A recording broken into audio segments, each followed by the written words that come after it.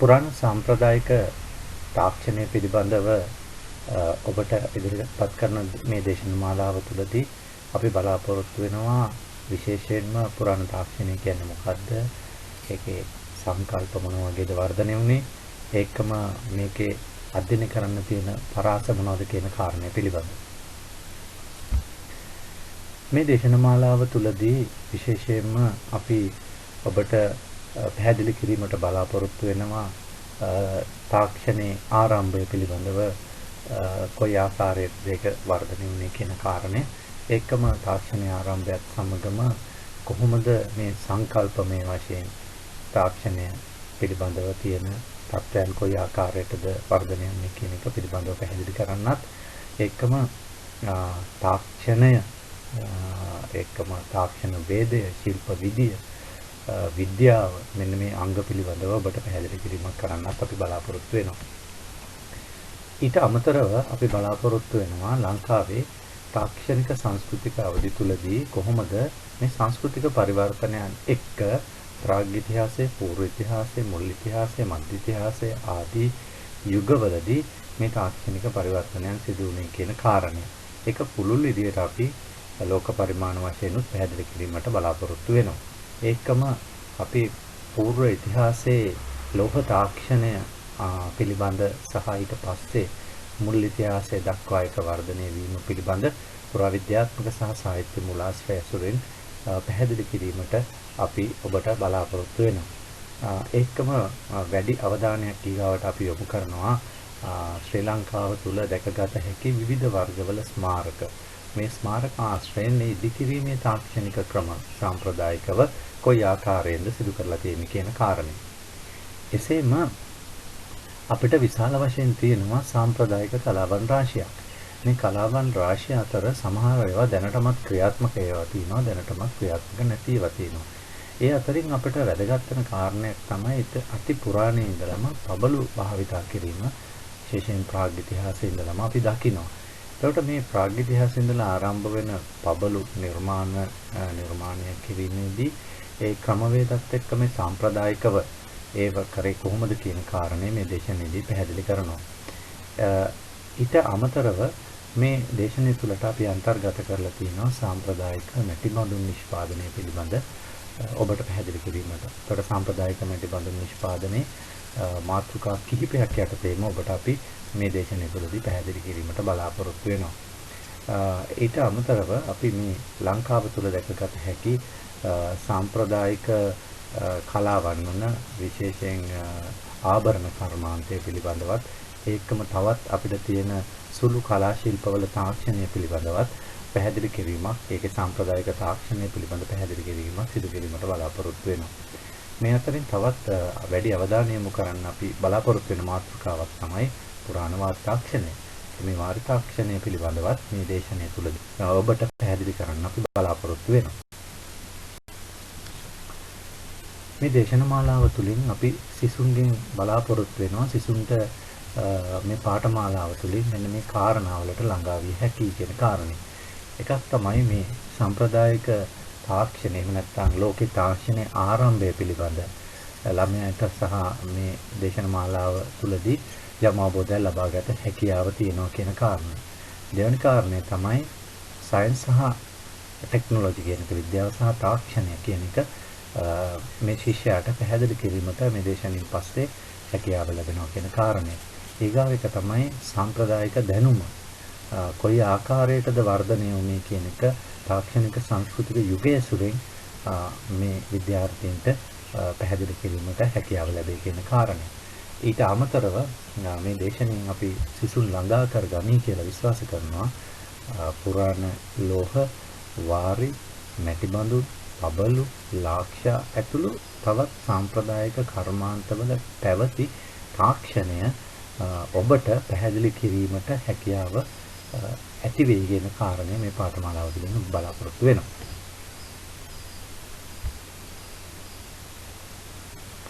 මේ දේශන ව්‍යුහය තුළදී ප්‍රධාන වශයෙන්ම අපි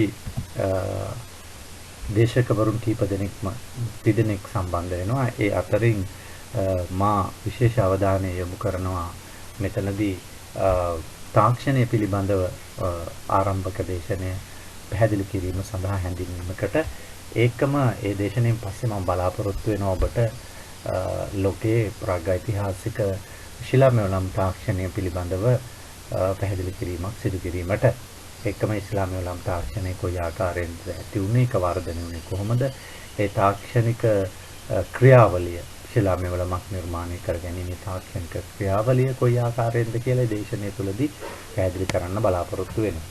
ඒකම ඊගාවට මම බලාපොරොත්තු වෙනවා විශේෂයෙන්ම වැඩි අවධානයක් තවත් යොමු කරන්න යුතු සාම්ප්‍රදායික තාක්ෂණික අංගයක් විදිහට අපිට තියෙන මැටි බඳුන් කර්මාන්තය පිළිබඳ නැත්නම් මැටි නෝලම් නිෂ්පාදනය පිළිබඳ ඔබට පැහැදිලි කරන්න.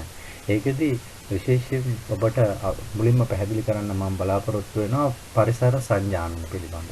පස්ස ජලය ගින්දර මැටි කියන මාධ්‍ය ප්‍රයෝගී කරගෙන මිනිසා කොහොමද මේ මැටි නෝලම නිර්මාණය කරන්න පෙළඹුණේ කියන කාරණය. ඒකම ඊගාවට ඒ යටතේම තවත් අනුමාතෘකා කිහිපයක් සාකච්ඡා කිරීමට බලාපොරොත්තු වෙනවා. ඒ තමයි මෘන්මය භාණ්ඩවල ගෝලීය ඉතිහාසය, මැටි භාජනවල ගෝලීය ඉතිහාසය සහ මැටි භාණ්ඩවල දේශීය ඉතිහාසය. මේ දෙකම ඔබට පැහැදිලි කරන්න බලාපොරොත්තු වෙනවා. ඒවට මැටි බඳුන් නිෂ්පාදනයේදී මේ හැඩය කියන එක කොයි ආකාරයකද මේ සාම්ප්‍රදායික ශිල්පීන් පාවිච්චි කරේ? ඒක කොතරම් අපිට වැදගත් වෙනවද? කොහොමද මේ හැඩය ලබා ගත්තේ කියන කාරණය මේ අනුමාතෘකාවක් යටතේ නැවතත් පැහැදිලි කරන්න බලාපොරොත්තු වෙනවා. ඒකම පුරාවිද්‍යාත්මක සාධාරණ තුල අපි මැටි බඳුන් හඳුනාගන්නේ කොයි ආකාරයෙන්ද කියන එකත් මේ දේශනෙට අන්තර්ගත කරලා තියෙනවා ඔබේ දැනුම වර්ධනය කර ගැනීම සඳහා. ඒ වගේම ශ්‍රී ලංකාවේ පුරාණ මැටි බඳුන් සම්බන්ධයෙන් දේශන වේවුවේදී සාකච්ඡා කරනවා. ඊට අමතරව මා බලාපොරොත්තු වෙන ඔබට විශේෂයෙන්ම පැහැදිලි කිරීමට තවත් කාරණා කිහිපයක්. ඒ තමයි ශ්‍රී ලංකාවේ ලෝහ තාක්ෂණය පිළිබඳ මෙතනදී මේ දේශන මාලාවට මාගේ දේශනෙට ඇතුළත් කරලා තියෙනවා. ඒකම ශ්‍රී ලංකාවේ ස්මාරක ආශ්‍රිත සාම්ප්‍රදායික තාක්ෂණික ක්‍රමවේද ගොඩනැගිලි කිරීම සම්බන්ධව මේ දේශනෙට ඇතුළත් කරලා තියෙනවා. ඊට අමතරව කර්මාන්තය සහ පබළු නිර්මාණය පිළිබඳ කොටසකුත් මා මේ දේශනෙට ඇතුළත් කරලා ඔබගේ දැනුම වර්ධනය කිරීම සඳහා දේශන ව්‍යුහය සකස් කරලා තියෙනවා.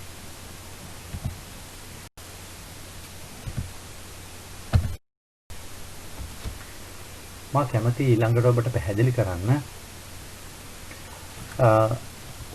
තාක්ෂණයේ අර්ථ නිරූපණය පිළිබඳව.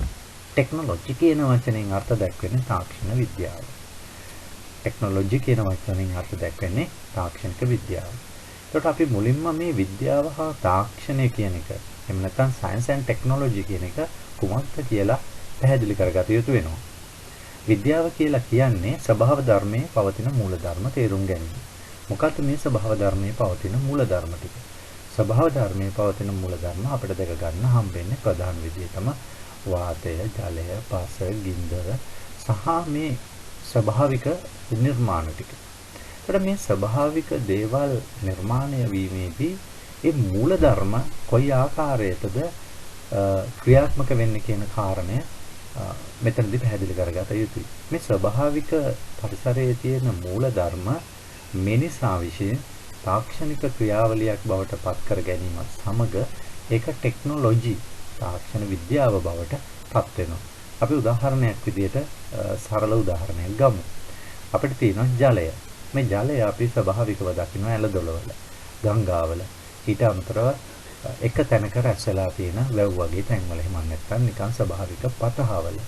එතකොට මේ ජලය කියන ස්වභාවික સંદર્ભය මිනිසයා ඒකේ බලයක් තියදීම සඳහා යොදාගෙන තිනවා. අපි දන්නවා ජලය වේගයෙන් ගමන් කිරීමට සැලසුවායින් පස්සේ ඒකෙන් විදුලිය උත්පාදනය කරගත හැකියි කියලා.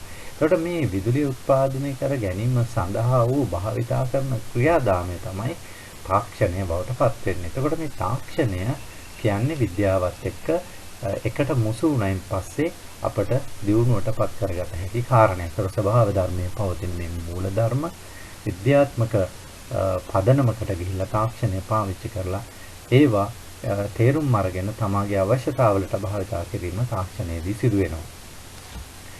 ඊගාවට පැහැදිලි කරන්න මම කැමතියි මේ තාක්ෂණය කියන වචනේ කොයි ආකාරයෙන්ද සිංහල භාෂාවට නිෂ්පන්න වුනේ කියන කාරණය. සංස්කෘත භාෂාවේ තක්ෂණ කියන වචනයක් තියෙනවා. මේ තක්ෂණ කියන වචනය පාලියට පරිවර්තනය වෙලා තිනවා තක්කන විදියට.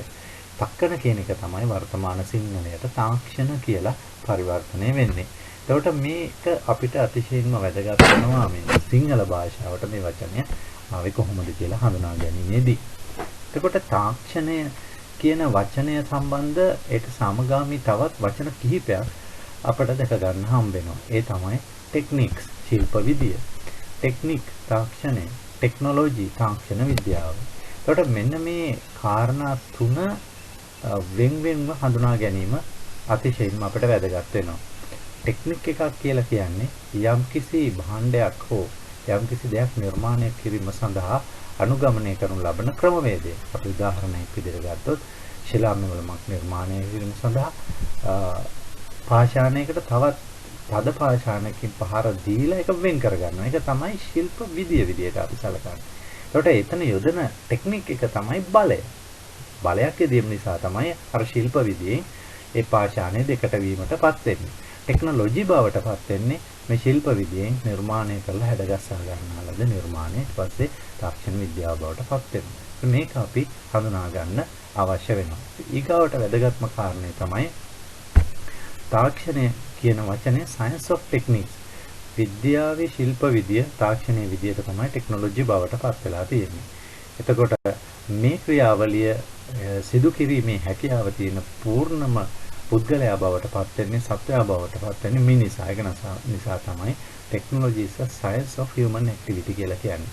තාක්ෂණය අනිවාර්යයෙන්ම මිනිසාගේ ක්‍රියාවලියක් මත ඇතිවෙච්ච දෙයක් විදිහට අපි දකින්නේ. ස්වභාවික පරිසරයේ අපි දකින විවිධ සත්ව කාණ්ඩ ඉන්නවා. මේ සත්ව කාණ්ඩ සිටියට මානවයා තරම් තාක්ෂණය පාවිච්චි කරලා නිර්මාණ කිරීමටත් විවිධ දේවල් වෙනස් කිරීමටත් වෙන කොටසකට හැකියාව නැහැ. ඒ නිසා අපි තාක්ෂණය සම්පූර්ණ මිනිසාගේ ක්‍රියාකාරීත්වයේ අංගයක් විදිහට මේ අවස්ථාවේදී පෙන්වලා දෙන්න කැමතියි. ඊගාවට අපි තාක්ෂණය යනු කුමක්ද කියලා පැහැදිලි කර ගැනීමක් කරමු. තාක්ෂණය යන්න කුමක්ද කියලා පැහැදිලි කර ගැනීමේදී අපට වැදගත් වෙන කාරණයක් තමයි ඒ පිළිබඳව තියෙන සංකල්ප පිළිබඳ විමර්ශනයක් සිදු කිරීම. ඒ සංකල්ප අතර අපිට පැහැදිලි කරන්න පුළුවන් මිනිසුන් යමක් කරන විදිය තාක්ෂණය කියලා. උදාහරණයක් විදිහට යමෙකුට පොළොව හාරන්න අවශ්‍ය නම් ඒ සඳහා අවශ්‍ය කරන උපකරණ තියෙනවා. ඒ උපකරණ තමයි උදැල්ල, අලවංගුව වගේ දේවල්, සවල වගේ දේවල්. එතකොට මිනිසයා තමා ඒ උපකරණ පාවිච්චි කරලා පොළොව හාරලා වලක් තනා ගැනීම අන්න අපට පෙන්වන්න පුළුවන් මිනිසුන් යමක් කරන්න මේ තාක්ෂණය උපයෝග කරගත්තා කියන කාරණය. ඒකම මිනිසා විසින් සිය කටයුතු පහසු කරගනු පිණිස ස්වභාව ධර්මයේ නිර්මාණවලට පරිබාහිරව කෘත්‍රිමව යම් යම් දේ තනා ගැනීමේ ක්‍රියාවලිය තාක්ෂණය කියලා කියන්න පුළුවන්. අපි කලිනුත් කිව්වා ඒ කියන්නේ මේ ස්වභාව ධර්මයේ තියෙන දේ තමයි තාක්ෂණයේ බවට මිනිසා පරිවර්තනය කරගන්නේ කියලා. මූල ධර්ම තේරුම් ගැනීම කියලා. අපි බලමු මේකට මොකද දෙන්න පුළුවන් උදාහරණ කියලා. උදාහරණයක් විදිහට අපිට ලෝහ මෙවලමක් තනා ගන්න ඕනේ. ලෝහ මෙවලමක් තනා ගන්න ස්වභාවික පරිසරයේ ලෝහ කියලා අමුද්‍රව්‍යයක් නැහැ. ඒක නිෂ්පාදනය කරගත යුතුයි. ඒ නිෂ්පාදනය කර ගැනීම සඳහා මිනිස්යා විසින් පොළවේ ස්වභාවික පොළවේ නැත්නම් මේ පරිසරයේ තියෙන යපස් පාවිච්චි කරනවා. මේ යපස් රත් කරලා උණු කරලා යකඩ බවට එහෙම නැත්නම් ලෝහ බවට එහෙම නැත්නම් තඹ බවට පත් කිරීම සිදු කරනවා. ඒකට මේ තඹ බවට පත් කරගත්ත අමුද්‍රව්‍ය තමාට ඕනෑ ආකාරයේ හැඩයකට නිර්මාණයක් කරා ගෙනියන්න පුළුවන්. උදාහරණයක් විදිහට අපිට ලෝහ හදාගත්තයින් පස්සේ යපස් උණු කරලා ඊගාවට අපිට පිටක් නිර්මාණය කරන්න පුළුවන්, පොරවක් නිර්මාණය කරන්න පුළුවන්, කඩුවක් නිර්මාණය කරන්න පුළුවන්, වෙනත් ඕනෑම උපකරණයක් නිර්මාණය කරන්න පුළුවන්. ඒ නිසා තමයි අපි කියන්නේ ස්වභාව ධර්මයේ නිර්මාණ වලට පරිබාහිරව ඒ ස්වභාව ධර්මයේ තියෙන දේවල් පාවිච්චි කරලා කෘත්‍රිමව යම් යම් දේ තනා ගැනීමේ ක්‍රියාවලිය තුල මේ මිනිසාගේ කටයුතු පහසු වුණා කියලා මේ සංකල්පය තුල තාක්ෂණය තුල ඊගාවට අඩු ශ්‍රමයකින් වැඩ කොටසක් කර ගැනීම හා ඒ වෙනුවෙන් උපකරණ භාවිතා කිරීම. ඔබට මේ කාරණේ පැහැදිලි. මානව සමාජය තුළ අපි දකිනවා විවිධ අවධිවලදී තාක්ෂණික සංස්කෘතික අවධිවලදී මිනිස්සු වැඩියෙන් වැඩ කරලා දේවල් නිර්මාණය කර ගැනීම. නමුත් අපි වර්තමානයේදී අපි දකිනවා තාක්ෂණය කියන්නේ ඊ타ත්ම කාර්යක්ෂමතාවයෙන් ඉහළ දෙයක්. එක මැෂින් එකකින් බොහෝ දේවල් අපිට කරගන්න පුළුවන්. අපි උදාහරණයක් විදිහට ගත්තොත් ග්‍රන්ථ මුද්‍රණය කරන ආයතනයක තියෙන මැෂින් එකක්. ඒ මැෂින් එකකින් ග්‍රන්ථය මුද්‍රණය කරගන්න පුළුවන්. ඒ පොතේ පිටු ඊගාවට තව තැනකට යොමු කරලා ඒක පිළිවෙලට සකස් කරන්න පුළුවන්. තවත් මැෂින් එකකට දාලා අපිට ඒක කපා ගන්න පුළුවන්. ඊට පස්සේ තවත් මැෂින් එකකට දාලා පිටු එකතු කරන්න පුළුවන්. මේ වගේ බොහොම සරල ක්‍රියාවලියක් අඩු ශ්‍රමයකින් කරගන්න තාක්ෂණයට හැකියාව තියෙනවා. ඒ නිසා මේක තාමත්ම තාක්ෂණය පිළිබඳ අපි පැහැදිලි කර ගැනීම කුමක්ද යන්න කියන එක පැහැදිලි කර ගැනීම වැදගත් වෙනවා. ඊගාවට තාක්ෂණය කියන්නේ මනුෂ්‍යයාට ආවේනික වූ ක්‍රියාවලියක්. මේ ක්‍රියාවලිය වෙනත් සත්තුන්ට යම් යම් ආකාරයෙන් තියෙනවා. අපි දකිනවා සමහර විට චිම්පන්සි වගේ සත්තු තමන්ගේ ආහාර විශේෂයෙන් ඇට වර්ග තලා ගැනීමට ගලක් පාවිච්චි කරලා ඒක තලා ගන්න උත්සාහ කරන අවස්ථා. ඒ සතාගේ මොළේ ක්‍රියාකාරීත්වයත් එක්ක ඒක තේරුම් ගන්නවා. නමුත් ඊට වඩා වැඩි උපයෝගීතාවයකින් මේ ක්‍රියාවලිය මනුෂ්‍ය වර්ගයා භාවිතා කරනවා. ඒ නිසා තමයි වසර මිලියන 6ක ඉඳලා මේ දක්වා වූ කාලය තුලදී මනුෂ්‍යයාගේ මේ තාක්ෂණික ක්‍රියාවලියේ ඔහුටම ආවේනික වූ ලක්ෂණයන් දියුණු කර ගැනීම නිසා තමයි මෙච්චර දියුණුවක් සංස්කෘතික දියුණුවක් ලෝකයට ඇවිල්ලා තියෙන්නේ. ඒක මනුෂ්‍යයාටම ආවේනික වූ ක්‍රියාවලියක් අපිට පෙන්වන්න පුළුවන්. ඒක පැහැදිලි කර ගැනීමේ එක් මානව වර්ග විවිධ තාක්ෂණය පසු කරමින් කොයි ආකාරයකට ගමන් ගත්තේ කියලා තේරුම් ගැනීම තුළින් මේක මනුෂ්‍යයාට ආවේනික ක්‍රියාවලියක් කියලා අපට පැහැදිලි කරගත හැකි වෙනවා. ඊගවට මම පැහැදිලි කරන්න කැමතියි මානවයා තාක්ෂණය හඳුනා ගැනීමෙන් ඔහුට අත්පත් කරගත හැකි වූ වාසි. මෙතනදී පැහැදිලි කරන්න ඕන කරුණු කීපයක්ම තියෙනවා. ඒ අතරින් මම කැමතියි පළවෙනි කාරණේ උපකරණ භාවිතයේ සිට මෙවලම් තනන්නෙකු බවට පත්වීම. එතකොට මොකද්ද මේ උපකරණ භාවිතයේ සිට මෙවලමක් තනන්නෙකු බවට පත් වෙනවා කියලා අපි කියන්නේ? දැන් උපකරණයක් කියන එක අපිට යම් කිසි යමක් කර ගැනීමට අවශ්‍ය දෙයක් වෙන්න පුළුවන්. උදාහරණයක් විදිහට අපි එතනදී සරල උදාහරණයක් ගමු. ප්‍රාග්ඓතිහාසික ශිලා මෙවලම තනා ගන්න මොකද්ද පාවිච්චි කරන උපකරණය කියන කාරණේ. ප්‍රාග්ඓතිහාසික ශිලා මෙවලමක් තනා ගැනීමට පාවිච්චි කරන උපකරණය තමයි ගල් මිටිය. ඒකට මේ ගල් මිටියේ තියෙන ස්වභාවික පරිසරය, පාෂාණයේ තියෙන ස්වභාවික පරිසරය. ගල් මිටිය අරගෙන ස්වභාවික පාෂාණයට පහර දීලා ඒකෙන් පතුරක් ගලවලා මෙවලමක් බවට පත් කරගන්නවා. එතකොට මෙන්න මේක තාක්ෂණය, ඒ කියන්නේ පීඩන තාක්ෂණය තුලින් මිනිසා අත් කරගත් දියුණුවක් විදිහට අපිට පෙන්වන්න පුළුවන්. ඒක තමයි අපි පැහැදිලි කරන්නේ උපකරණ භාවිතයේ සිට මෙවලම් තනන්නට බවට පත්වීම විදිහට. ඊගාවට තාක්ෂණය සහජ පුරුද්දක් නෙමෙයි. ඒක මිනිසා දිගු කාලීනව කල්පනා කිරීමේ ශක්තිය ප්‍රතිඵලයක්. උදාහරණයක් විදිහට මේ මිනිස්යාගේ මොළයේ දියුණුව ඇති වෙන්නේ එක විටම නෙමෙයි. අපි දන්නවා ප්‍රාග්ඉතිහාසයේ ඔස්ට්‍රලෝපිතකස් මානවයාගේ සිට හෝමෝ හැබිලිස්, හෝමෝ ඉරෙක්ටස්, නියැන්ඩර්තාල්, හෝමෝ සේපියන් දක්වා වූ ගමන් මඟ තුල සාල මානව පරිවර්තනයක් ඇති වෙලා තියෙනවා. ඒ පරිවර්තනය තුළදී මේ එක් මානවයා සිය කල්පනා කිරීමේ ශක්තිය වැඩි කරගෙන තියෙන යාගේ මොළයේ දියුණුවත් එක්ක. මේ මොළ කුහරයේ පරිමාණ ධාරිතාවයේ ඇති වෙනස්කමත් එක්ක මානවයාගේ කල්පනා කිරීමේ ශක්තිය දියුණු වෙලා තියෙනවා.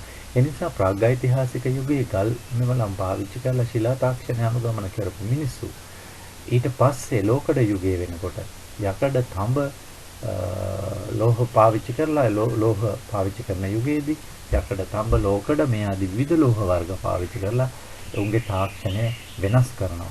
ඊට පස්සේ අපි අද වෙනකොට අපි දකිනවා නැනෝ තාක්ෂණය දක්වා ඊට වඩා එහාට යන තාක්ෂණයක් ගැන හිතීමට තරම් මිනිස්සු මේ වෙනකොට පෙළඹිලා තියෙනවා. මේක තමයි සහජ පුරුද්දක් නෙමේ කල්පනා කිරීම මගින් මිනිස්සු ලබාගත් ප්‍රතිඵලයක් විදිහට අපිට තාක්ෂණය පෙන්වන්න පුළුවන් වෙනවා. ඊගාවට මානව සංස්කෘතියේ ප්‍රධානම අංගය වන්නේ තාක්ෂණය. මේ තාක්ෂණය නොතිබුණා නම් මිනිස්සු තාමත් ජීවත් වෙන්නේ ගල් යුගයේ. මනුෂ්‍යයාගේ සිතීමේ පුරුද්ද වෙනස් කර ගැනීම නිසා එනතන සිතීමේ ශක්තිය වර්ධනය කර ගැනීම නිසා මානව සංස්කෘතිය වේගයෙන් දියුණුවටපත් වුණා. ඒ දියුණුවටපත් වීම තුලදී ප්‍රධාන වශයෙන්ම එක් තාක්ෂණික සංස්කෘතික අවධිවල සිදු තාක්ෂණ වර්ධනය පිළිබඳ පැහැදිලිව හඳුනාගත හැකි සාධකයක් තියෙනවා. ඒ නිසා තමයි මේ ලෝකයේ මානව පැවැත්ම තාක්ෂණික සංස්කෘතික අවදි වශයෙන් යුගකරණයට ලක් කරලා පුරාවිද්‍යාඥයන් කතා කරන්නේ. විශේෂයෙන් යුගයකට ආවේනික තාක්ෂණයක් තියෙනවා. ඒක තමයි අපි කලිනුත් පැහැදිලි කරේ ශිලා යුගයට අයිති තාක්ෂණය ශිලා තාක්ෂණය, ලෝහ යුගයට අයිති තාක්ෂණය ලෝහ තාක්ෂණය. ඒ වගේ එක් තාක්ෂණික යුග පසු කරමින් තමයි මේ මානවයා ඇවිල්ලා තියෙන්නේ. ඒ ආවයින් පස්සේ ඒ සංස්කෘතීන් වලට විශේෂයෙන්ම අනන්‍යතාවයක් හම්බෙලා තියෙනවා තාක්ෂණය නිසා. මේ අනන්‍යතාවය ඒ යුගයේ පාවිච්චි කර තාක්ෂණය මතින් තමයි මනුෂ්‍යයට ලැබිලා තියෙන්නේ. ඊගොඩ තාක්ෂණය කියන්නේ මිනිසා අතින් නිමවුණු අහඹු දෙයක් නොවේ. මේක අහඹුවක් නෙමෙයි. මිනිස්සු තම අවශ්‍යතාවයත් එක්ක වරින් වර දිනු කර ගන්නා දෙයක්. උදාහරණයක් විදිහට අපි ගත්තොත් මිනිස්සුන්ට යම් භාණ්ඩයක් අවශ්‍ය වෙන්නේ ඒක උපයෝගීතාවයත් එක්ක. අපි එඬේර යුගයට ගියොත් එහෙම නැත්නම් ගොවි යුගයට ගියොත් මේ ගොවි යුගයේදී මිනිස්සුන්ට අවශ්‍ය වුණා පරිසරය මෙල්ල කර ගැනීමට. ඒ පරිසරය මෙල්ල කර ගැනීමට අවශ්‍ය කරන මෙවලම් නිර්මාණය කර ගැනීම ඊගවට අවශ්‍ය වෙනවා. ඒ සඳහා ඔවුන් ස්වභාවික පරිසරයේ තියෙන ලෝහ උණු කරලා ලෝහ මෙවලම් හදා ගන්නවා. ඊට පස්සේ ගස් කපලා පරිසරය Tamanට සුදුසු ආකාරයෙන් කුෂු බිම් වලට ඕන විදිහට සකස් කර ගැනීම සිදු කරලා තියෙනවා. එතකොට මේක මිනිසා අතින් සිදුවෙච්ච අහඹු දෙයක් නෙමෙයි. ඒක මිනිස්සු හිතලා ඒ අවශ්‍යතාවයන් එක්ක උපයෝගීතාවයන් එක්ක ඉදිරියට ගෙන ගිය දෙයක් විදිහට අපිට මෙතනදී පෙන්වලා දෙන්න පුළුවන්. ඒකම තාක්ෂණය කිසියම් ජන සමාජයක ජීවන පැවැත්මට අත්‍යවශ්‍ය සාධකයක්. තාක්ෂණය නැත්නම් සමාජයක් ඉදිරියට ගමන් කරන්නේ නැහැ. ඒ නිසා තමයි ඒක මිනිස්සුන්ගේ ජන සමාජ තුළ මේ තාක්ෂණික අවශ්‍යතා එක්ක ජීවන අවශ්‍යතා එක්ක එකිනෙකට බද්ධ වෙලා තියෙන්නේ. අපි සරල උදාහරණයක් ගනිමු.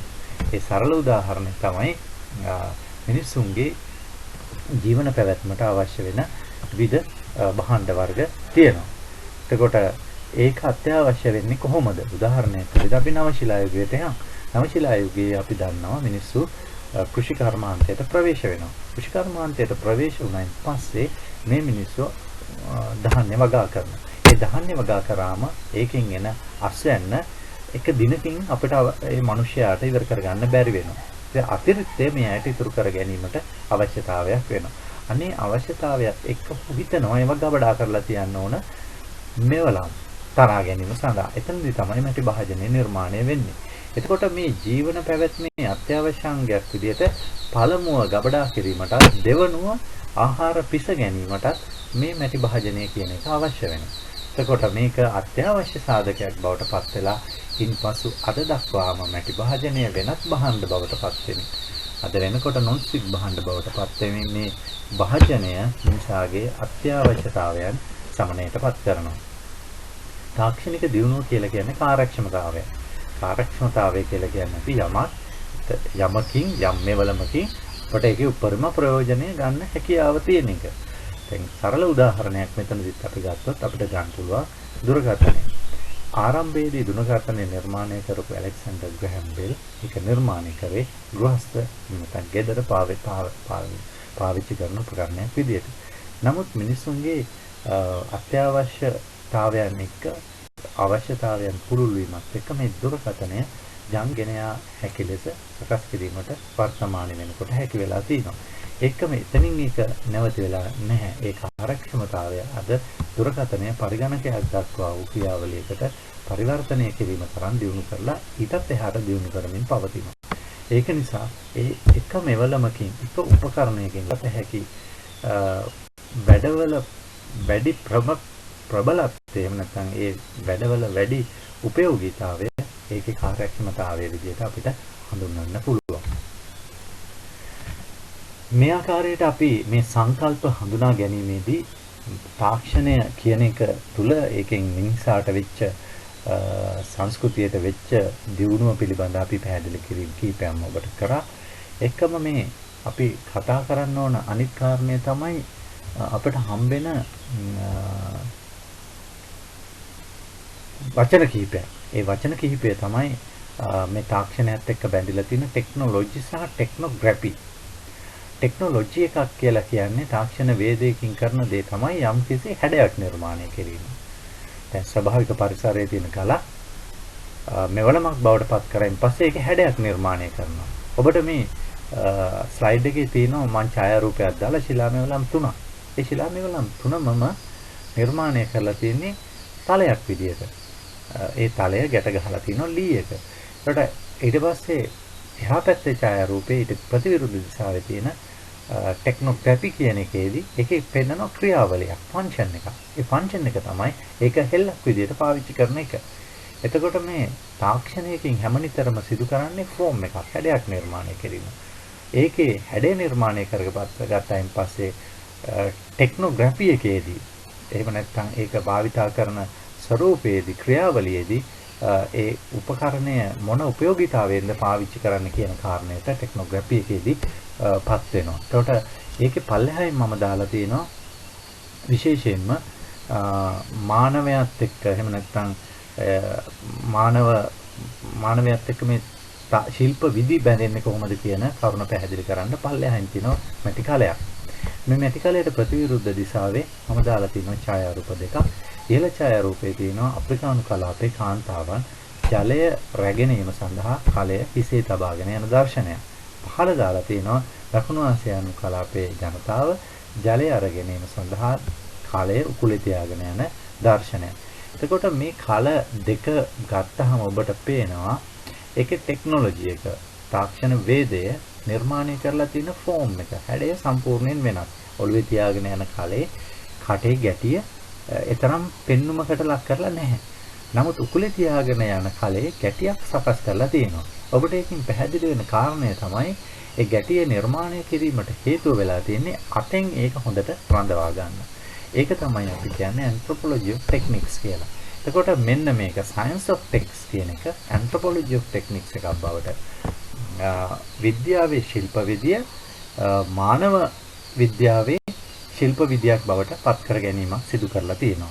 විද්‍යාවේ ශිල්ප විද්‍ය පාවිච්චි කරලා මැටි කලයක් නිර්මාණය කරගෙන තියෙනවා.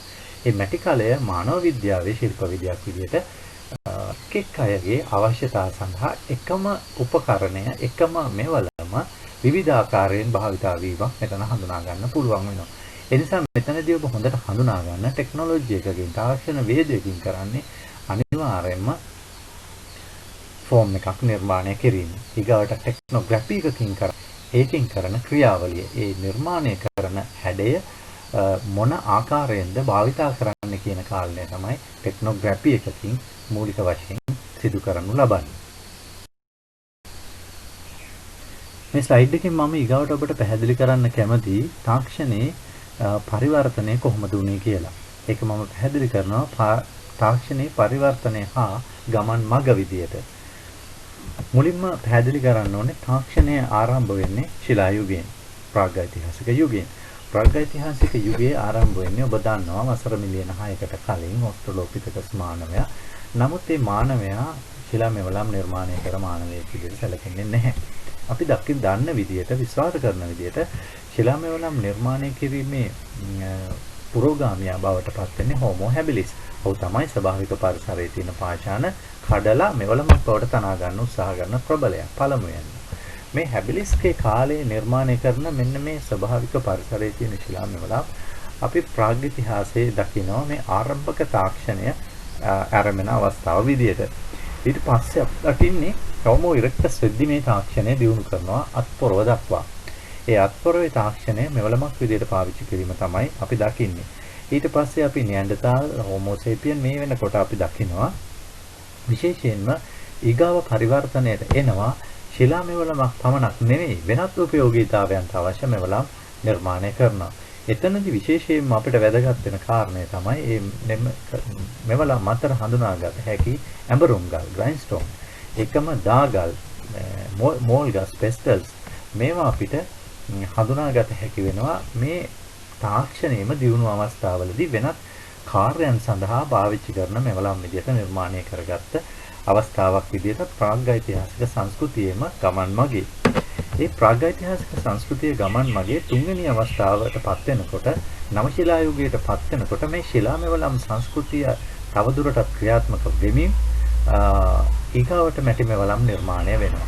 ඒකෙදිත් අපි මූලික වශයෙන්ම හඳුනා ගන්නවා විශේෂයෙන්ම මේ මැටි මෙවලම් නිර්මාණය කර ගැනීමේ ක්‍රියාවලියත් එක්ක ග්‍රයින්ස්ටෝන් සහ අර දාගල නැවතත් ක්‍රියාත්මක වීම. ඒකට මේ එකිනෙක සංස්කෘතීන් අතර ගමන් මඟ බලනකොට අපිට මේවා එකිනෙකට බැඳිලා තියෙන්නේ. ඒවා අපිට වියුක්ත කරලා කතා කරන්න බෑ. ඒකට මේ වගේ තාක්ෂණික ක්‍රමවේද පාවිච්චි කරලා මේ මෙවනම් මාර්ග නිර්මාණය වෙන්නේ Tamanගේ අවශ්‍යතාවය මත. නියලිතික යුගයේදී අපි දකිනවා සුවිශේෂ විදිහටම ධාන්‍ය වගා කිරීමත් එක්ක මැටි භාජන අවශ්‍ය වෙනවා ආහාර පිස ගැනීම සඳහා. ඒ අනුව තමයි සරල ප්‍රාථමික භාණ්ඩයේ තිස්තිත පසු කාලීන වෙනකොට දියුණු මැටි බඳුන දක්වා මේක නිර්මාණය බවට පත් වෙන්නේ. ඊගාව කාරණේ හතරවෙනි අවස්ථාවේදී අපි දකිනවා විශේෂයෙන්ම නැවතත් අපි මේ ධාන්‍ය වගාවත් එක්ක ඇඹරුම් ගල් ඒව කොටා ගන්න දාගල ඒක අවශ්‍ය වෙනවා. මැටි මෙවලම අපට අවශ්‍ය වෙනවා. ඒකම මේ සංස්කෘතික අංග ටික එකට පරිවර්තනය වෙමින් නැවතත් ක්‍රියාත්මක වෙනවා. මේකේ පස්වෙනි අවස්ථාවට පරිවර්තනය වෙද්දී තාක්ෂණය වෙනස් වෙනවා. ඒ තාක්ෂණය වෙනස් වෙන එක ශිලා තාක්ෂණයෙන් ලෝහ තාක්ෂණයට පරිවර්තනය වෙනවා. ලෝහ තාක්ෂණයට පරිවර්තනය වීමේදී එතනදී මැටි මෙවලම් සංස්කෘතිය තව දුරටත් ඉදිරියටත් ගමන් කරනවා ශිලා ලෝහ තාක්ෂණය සමග. ලෝහ තාක්ෂණයේ විශේෂතාවය අපි දන්නවා පරිසරය මෙල්ල කරලා මේ මිනිස්සු විශේෂයෙන්ම විශාල වෙනස්කමක් ලෝකයේ තුල සිදු කරනවා. විවිධ නිර්මාණකරණයට යනවා. කලා නිර්මාණ සිදු කරනවා. අලංකාර ආභරණ ආදී තනනවා. මේ සියල්ලම සඳහා ලෝහවල සොයා ගැනීම අතිශයින් වැදගත් වෙනවා. මේ ලෝහ තාක්ෂණයට පරිවර්තනය වීමත් එක්ක තමයි ලෝකය එතෙක් ගමන්ගත් ගමන් මගේ ඉදිරි දියුණුවක් වේගයෙන් ලැබුවේ. දැනට පුරාවිද්‍යාඥයන් විශ්වාස කරන ආකාරයට මිනිස්සු මේ උතර මිලියන 60 තුල 98ක් විතර කාලයක් ගත කරලා තියෙන්නේ ප්‍රාග්යිතිහාසික යුගයේ. හේතුව තමයි මේ තාක්ෂණය පරිවර්තනය කරගන්න බොහෝ සෙයින් ඕන් මහන්සි වෙලා තියෙනවා.